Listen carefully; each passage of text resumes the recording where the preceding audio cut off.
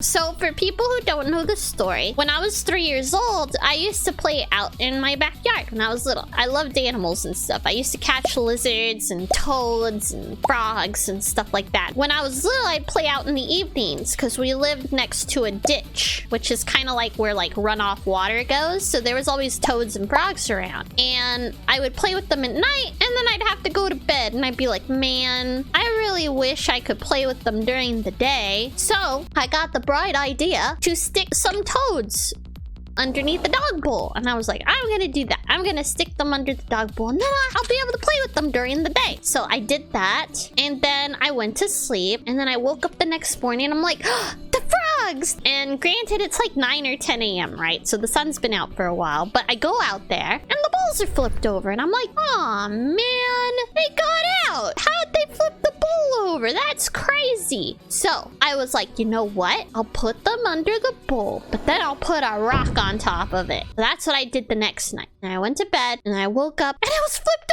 over again. And I was like, oh, those are some strong frogs. So I put 2 rocks under it. I went to bed. And then that morning, it was way earlier than what I usually wake up. And my mom was like, Lay, you need to come outside with me, okay? And I said, okay. And I was like, wait, are my frogs there?